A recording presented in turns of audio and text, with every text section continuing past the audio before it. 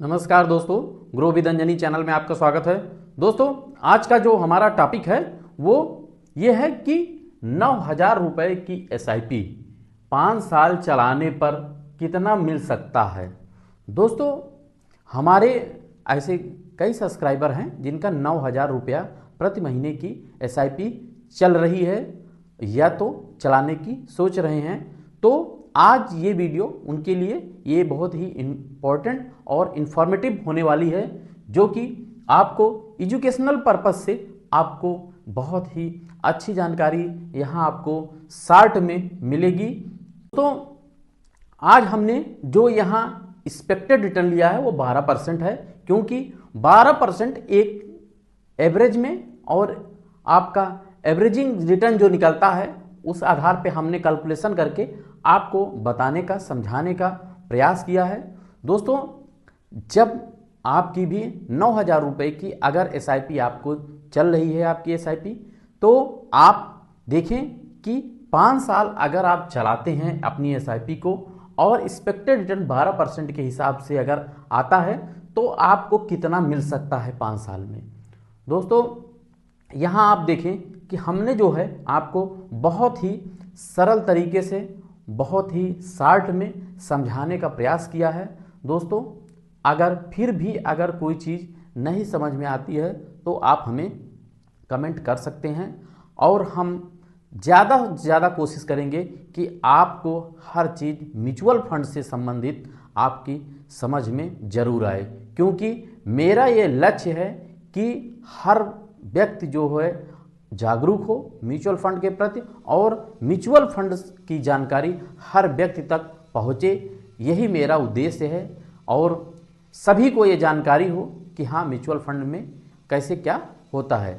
इसी वजह से टॉपिक है हमारा, जिससे जो है आपको सारी SIP का धीरे धीरे करके आपको सारी जानकारी मिल जाए।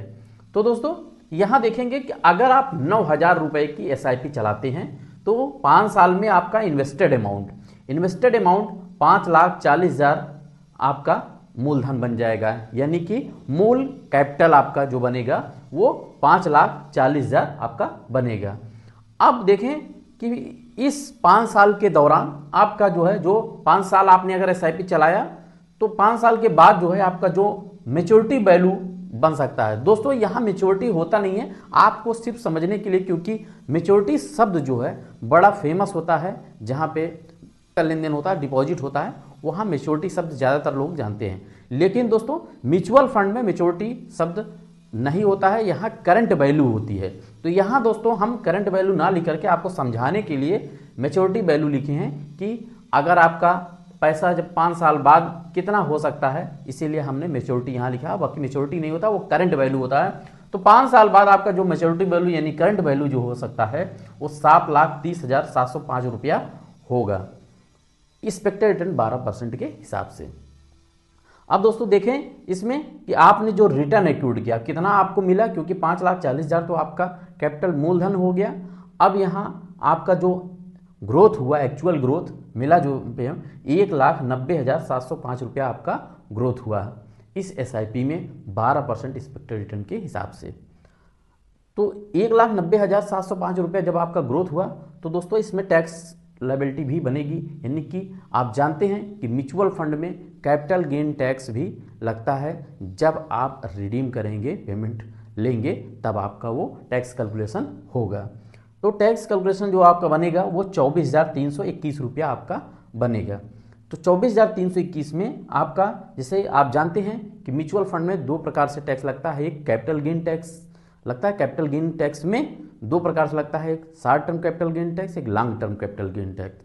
अगर आप SIP चला रहे हैं तो SIP में आपके दोनों लगेंगे, STCG और LTCG, यानी शॉर्ट टर्म और लॉन्ग टर्म। तो यहाँ पे STCG हमारा 1,188 रुपया बनेगा और LTCG 23,133 रुपया आपका बनेगा। दोस्तों, इस दोनों को मिला करके आपका 24,321 रुपया टोटल टैक्स अमाउंट बन रहा है। अब देखें दोस्तों, जिसका टैक्स का अभी जो इस समय भारत सरकार का नियम अनुसार चल रहा है वो 1,25,000 तक कैपिटल गेन टैक्स में आपका छूट है।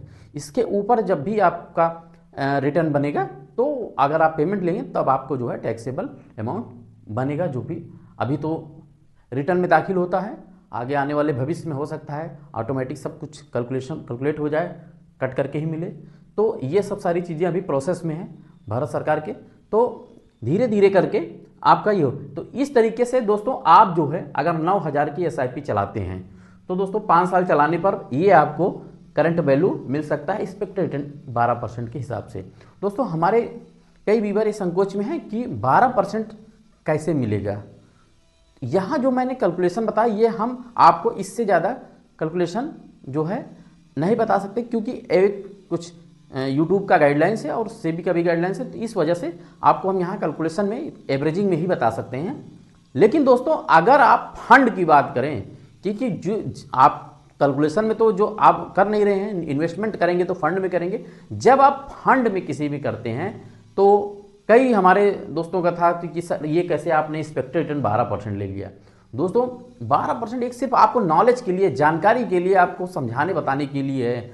बाकी आप फंड का, जिस फंड में आप इन्वेस्टमेंट कर रहे हैं उसका पास्ट का ट्रैक रिकॉर्ड देखें। लेकिन इस बात की गारंटी नहीं होती कि पीछे अगर वो जितना परसेंटेज दिया है वो आगे भी उतना ही रिटर्न दे सकता है, क्योंकि यहाँ पे रिटर्न की म्यूचुअल फंड में कोई गारंटी नहीं होती है दोस्तों।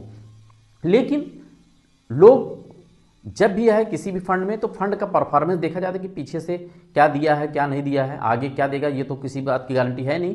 लेकिन आप देखें कि हम एक एग्जाम्पल में, यहाँ पे मेरा कोई फंड का रिकमेंडेशन नहीं है, लेकिन अगर आप सेफ जोन में भी चलते हैं, अगर आपकी SIP सेफ लाइन में भी चलती है, बहुत कम ही रिस्क लेना चाहते हैं, जैसे आपका लार्ज कैप हुआ, तो अगर आप लार्ज कैप में भी आपकी SIP चलती है तो दोस्तों ये हमारे 2 फंड हैं जिसका मैंने हिस्टोरिकल रिटर्न यहाँ लिखा है आपको सिर्फ बताने और समझाने के लिए, क्योंकि हमारे कई व्यूअर जो है कह रहे थे कि सर कैसे 12% आपने कैलकुलेट कर दिया, इससे ज़्यादा आता है। तो ज़्यादा आता है तो वो एक अलग बात है, लेकिन यहाँ मैंने आपको एग्जांपल समझाने के लिए ही बताया है। बाकी आप यहाँ देखें हिस्टोरिकल रिटर्न में 2 फंड हमने लिए हैं, दिखाए हैं। Nippon India large cap fund है। Nippon India large cap fund दोस्तों इसका जो बेंचमार्क है निफ्टी 100 TRI 5 साल में 18.19 मतलब 18% से ऊपर का रिटर्न दिया है। आज की डेट से हमने 5 साल पीछे का देखा, और फंड ने 24.98% यानी कि 24% से ऊपर का इस फंड ने रिटर्न दिया है। जबकि ये फंड आपका लार्ज कैप फंड है, थोड़ा सा आपका कम रिस्क वाला फंड है। इसके बाद भी जो है आप देखें यहाँ रिटर्न आपका ये बनाया है। ये Nippon India large cap fund का पीछे 5 साल का हिस्टोरिकल रिटर्न है, ट्रैक रिकॉर्ड है। और यहीं पे हम अगर SBI लार्ज कैप फंड का देखें तो SBI लार्ज कैप फंड भी 5 साल में 19% से ऊपर का रिटर्न दिया है। इसका बेंचमार्क भी निफ्टी 100 TRI है जो कि 18% से ऊपर का रिटर्न दिया है, यानी कि बेंचमार्क को बीट कर रहा है। और यहाँ देखें कि क्या रिटर्न मिला है, तो इसका अगर कैलकुलेशन करेंगे तो हमारा करंट वैल्यू क्या हो सकता है दोस्तों, ये आप सोच करके देखिएगा। लेकिन यहाँ मैं सिर्फ आपको एक एवरेजिंग में कि कितना भी कुछ हो, आपको एवरेजिंग में अगर 12% मिलता है तो भी आपका ये कैलकुलेशन है। तो दोस्तों ये सिर्फ वीडियो आपकी जानकारी के लिए है कि आपको समझ में आए हाँ कैसे क्या होता है। बाकी अगर कोई भी क्वेश्चन हो आपका म्यूचुअल फंड से संबंधित तो आप हमें कमेंट कर सकते हैं दोस्तों मेरा वीडियो अगर अच्छा लगा हो तो आप एक लाइक करिएगा, शेयर करिएगा, ज़्यादा से ज़्यादा शेयर करिएगा दोस्तों, और हमारे चैनल को सब्सक्राइब कर हमें सपोर्ट करिएगा। थैंक यू सो मच दोस्तों। जय हिंद, जय भारत।